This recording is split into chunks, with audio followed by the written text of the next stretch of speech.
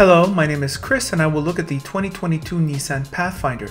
This used to be a midsize SUV, now it's a crossover. The terms are becoming increasingly meaningless, SUV really meaning based on a truck platform. This Pathfinder was redone for 2022, a total makeover.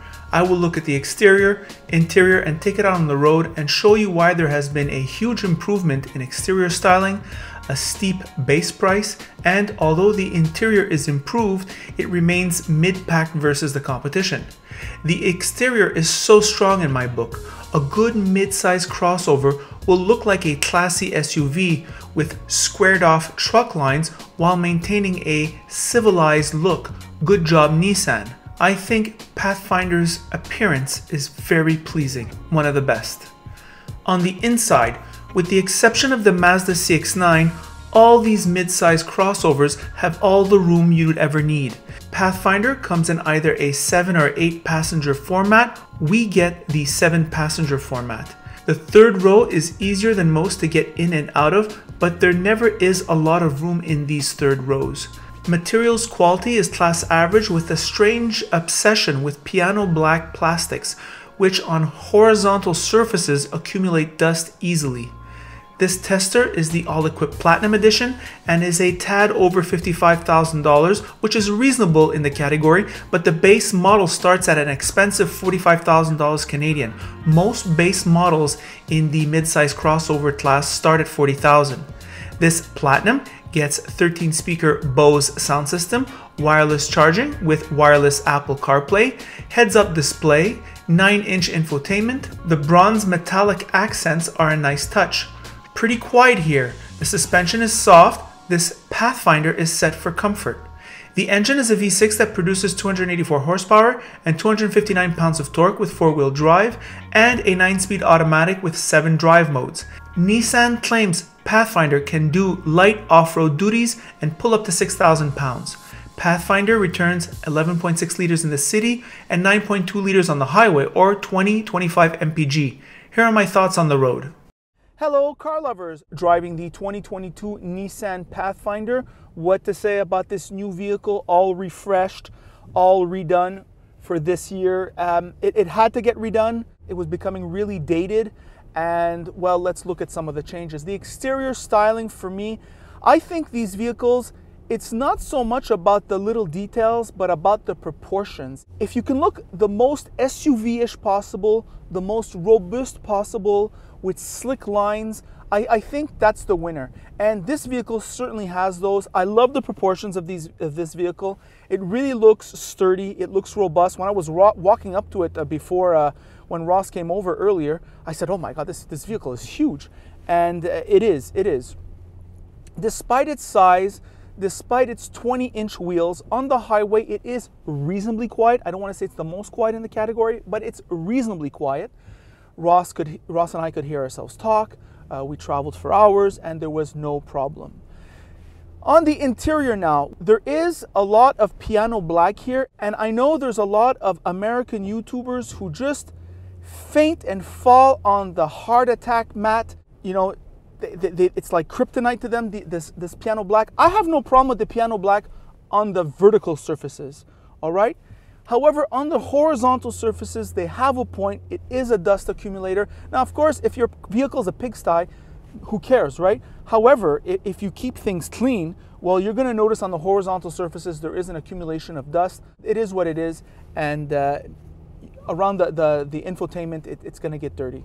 Other than that, I would say that the vehicle is pretty well equipped. Today in Montreal, can you believe it's noon and it looks like it's 7 o'clock at night? Thank God we have the panoramic roof here to let the natural light in, or else it would be totally dark in this video.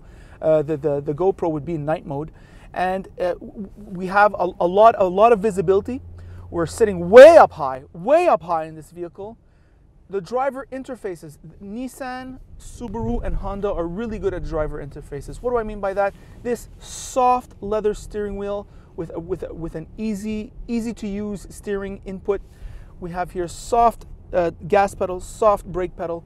These seats are pretty good, I'd say.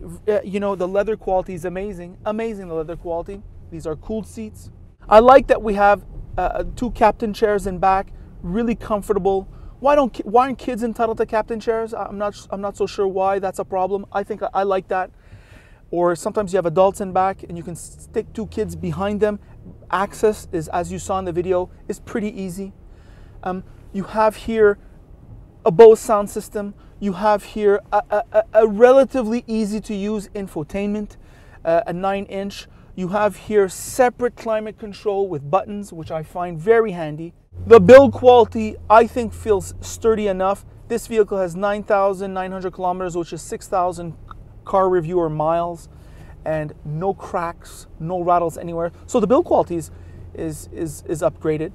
Ross makes the remark, sitting in the passenger side, that when you can't raise or lower the seat like you can with the driver's seat. It's a bit of a cheap out from Nissan, but one of the only ones in this vehicle. But we gotta note it. Good call by Ross.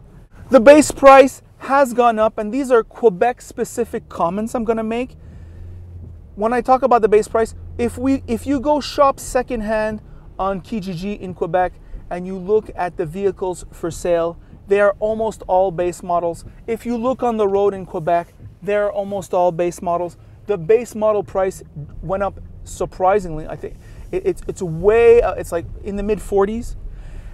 You do get a lot of equipment, but nevertheless, I'm thinking of the Subaru Ascent, which has a very reasonable low base price. You could argue perhaps the Santa Fe, which is a little bit smaller, it's true, but it has a much lower base price, which has basically the same functionality. And also at this high price, you can get the Kia Telluride, which is a luxury beast. So this Nissan Pathfinder has improved dramatically. I love the 9-speed automatic transmission. I love the V6. I think that's the powertrain for this category. You don't want a 4-cylinder turbo always forcing its brains out to push this vehicle. It's better to have a powertrain that's working easily, maybe spend 0.5 liters of gas more, and then have a 4-cylinder turbo, which is always the turbo's working, the mechanical complexity and all that. I'm just not a fan of that. On that level, Nissan is offering a compelling product. It's good stuff. I'm feeling my money sitting here. I really am. It's just that the competition too is doing very well. So it's kind of like one of those categories where it's hard to pick a winner. And you're gonna have to go test drive them. And those are my thoughts about the very good Nissan Pathfinder. By the way, if you like this video, like it. If you don't like it, don't like it. And if you really like it, well then of course you should subscribe, and that is it.